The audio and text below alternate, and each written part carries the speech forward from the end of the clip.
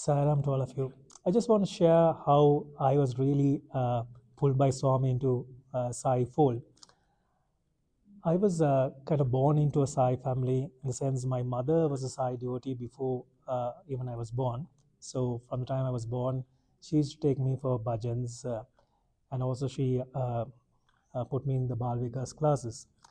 And when I was 7 years old, there was this communal riots in Sri Lanka where we also were affected. Our house was damaged, so it had to be repaired. So my mother used to travel to Puttaparthi before, but I didn't get the chance. It was me and my brother. Both of us did not get the chance. But this gave us a chance to go to Puttaparthi. So it was planned that we had to spend 2-3 months there. So this was around August 1983, where we went to Puttaparthi. I still remember the day we arrived there in Puttaparthi on a Krishna Jayanti day, and the first time I saw Swami physically was on Krishna Jayanti day at Purna Chandra Hall. So this was actually totally a different experience. I really loved going for darshan in the morning.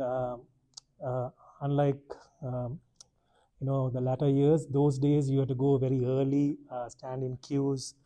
Of course, being a kid, I was not allowed to, there was this token systems. I was not allowed to take tokens, but I had to be part of a queue. And then it's like a lottery every day, where you get to sit. But since I was a small child, so I used to, wherever I sit, I used to go, crawl and go up to Swami. And, many times, there were many times I was able to take Pada Namaskar. And it was like going for darshan is like, my sole objective was to get Swami's Pada Namaskar. And it was really, the love and the way he looks, and it's undescribable. It's it feels so blissful. Even though I was 7 years old, it was a totally different experience for me. I was even fortunate to celebrate my 8th birthday in Puttaparthi with Swami blessing me on my birthday day. And also during that stay, Swami called us for an interview, and that was a totally different experience. But in all, that really changed, I would think, my life. You all might think it's like 7 years, what is this as 7 years? But, way at look, how I got involved in the Sai organization, really, actually my involvement in Sai organization really started from there, even though I was going for classes and bhajans before. So after that trip to Puttaparthi, on my return, I went and joined the Sevadals. My first seva was to, those days, we used to collect slippers of devotees coming for bhajans. So I used to collect the devotee slippers and arrange them, give them tokens. And this was my first seva. I used to even, my relatives would tease me, what it is you are collecting, people's slippers, but I enjoyed that. And I got more and more involved in the organization while in the Bal Vikas itself. I was very much, I somehow like doing seva, and first I was involved with, the arrangements of bhajans, and little by little got into the media side, the sound systems, handling the sounds, and then moving further, getting to the seva projects. So, and then at a young age, I started taking responsibilities in the organization as well, and finally, and when I was, it was young adult coordinator, bhajan, spiritual coordinator, center president, and then ended up becoming the National Council president, and then the central coordinator. But for me, the turning point was that trip to Puttaparthi in 1983, because things change. I can't explain how, but it really changed, and I got really involved in Swami's fold. For that, I'm ever grateful to my mother, who really brought me into this. And I'm really fortunate that Swami pulled him into his fold. There are many other experience with Swami physically I've had. But I would like to share another experience with you all. This is actually related to something I felt is about total surrender. How, when you do Swami's work, he will take care of everything. For me, Seva was really something close to my heart.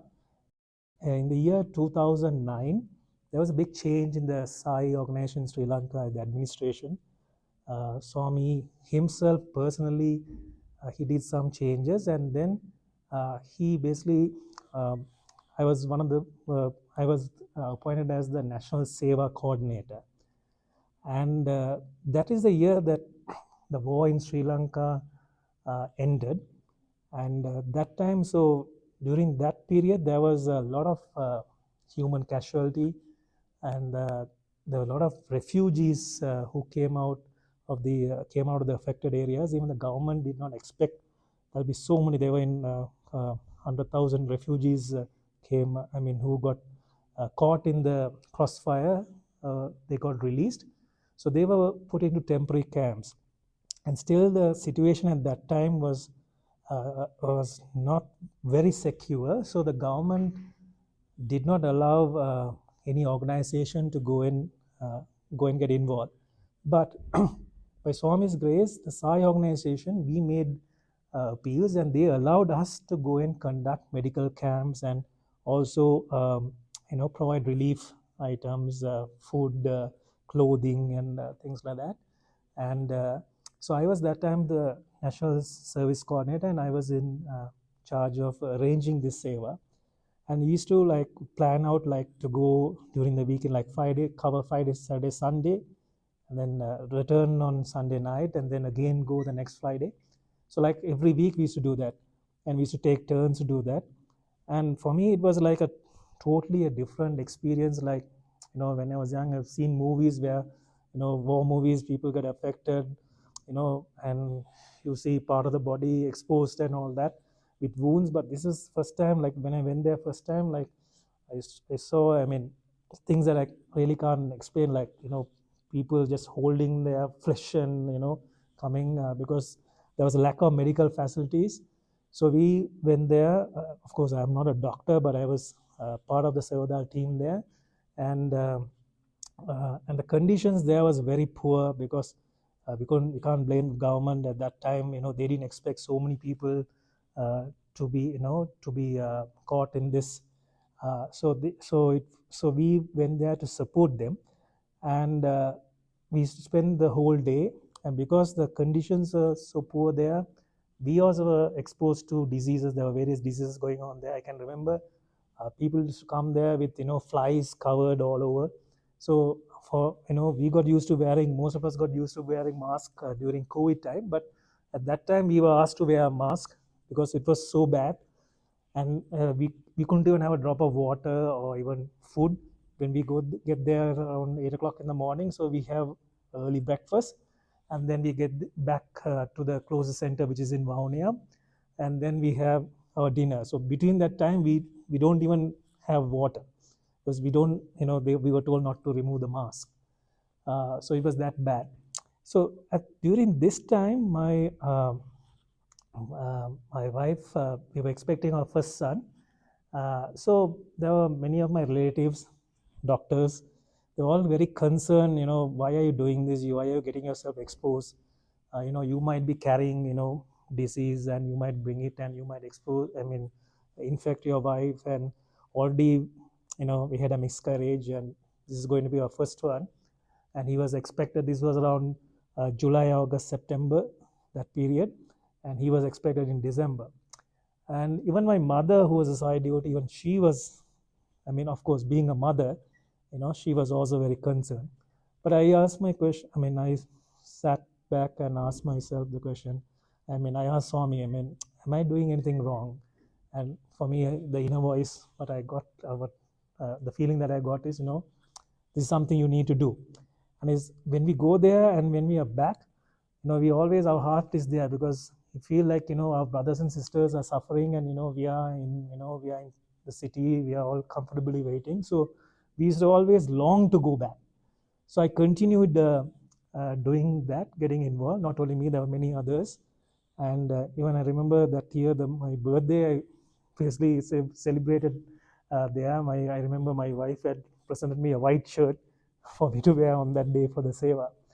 So anyway, about 3-4 months we were involved, and then in December, my son was born. He went through the full cycle, and by Swami's grace, there was no issue. He was a healthy baby, and he was a boy, uh, and everything went very smoothly. My wife had a normal delivery. It was all Swami's grace. So it didn't end there actually. So the following year, in 2010, used to have Buddha Purnima celebration party in the Divine Presence. So that year, Sri Lanka was given the opportunity to lead, and there was a drama to be staged by the young adults, by title Angulimala. And in the drama, there was a scene where, the first scene, opening scene, there was a small baby required. So they all said, why not Mano, your son is 6 months old, why don't we have him? So I thought, I thought, it's a good opportunity for him. But again, some of my relatives are a bit concerned, even doctors, why do you want, he's only 6 months old, you want to carry him to Puttaparthi, air travel, again, disease, and this and that. But again, I left it to Swami, and my wife and we were both very firm. I mean, we had faith in Swami. So we went to Puttaparthi. He was part of the drama. So our only this thing was, that he's, he was just 6 months old. He behaves well, doesn't make a noise, so that the Sardars won't take him out or tell us to, take him out of the hall. But he was very quiet, and that was the very first time I was holding him for so many hours, because there we had to wait behind, ready for Swami until Swami comes. And then he was very quiet, and then the play went well. It really went well. Swami enjoyed. When he saw my son on stage, I was told this is the first time that a live child was brought into play. So we have that video where Swami was smiling as well when he saw him, and others also were smiling. So anyway, all of us, after the play, everyone was wanting, everyone's objective was more than the play is to take the photo with Swami, when Swami comes and he stands. And we were praying, all of us are really praying that Swami comes. Now for me, yes, I want that. At the same time, I was very worried. Now I was carrying him. I was hoping that I was praying that he won't cry. Because again, if he cries, then I might be told, hey, look here, you might have to go out. But he was very quiet. So Swami came, he stood in front of us, and we got the photo as well. Then everybody was so emotional. They went and got Pada Namaskar from Swami. But I was, I was unable to do that because I was carrying him, and I wanted him to be blessed, but I was unable to do that. And Swami went away.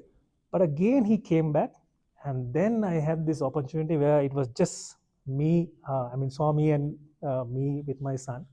So I was able to get him blessed, and then Swami blessed me as well. Not only just once, he blessed my son thrice. So again, he came back. He spent quite a bit of time talking to all the others from Sri Lanka. Again, he called for him and then blessed him. There was another boy who was, he called and he materialized a chain and gave. So it was a really, it's, I still can, even though it's 14 years now, I can still remember every second of that experience. And it was really a treasure. So it was really, now when I talk about it, I get very emotional. But so the lesson that I learned from that is, it goes back to the seva that I was involved the previous year, where you surrender totally to Swami. He will look after everything. So it's not only that we had a son. Now he's 14 plus. Thanks to Swami, he's doing well. Not only he looked after him. There was the delivery and everything was fine. Is that he blessed him, which my wife and I, we never even expected anything like that. So the lesson learned, or both of us learned, is total surrender and full faith in Swami. And also anything that you do selflessly, Swami is sure to look after you. Thank you, Sarah.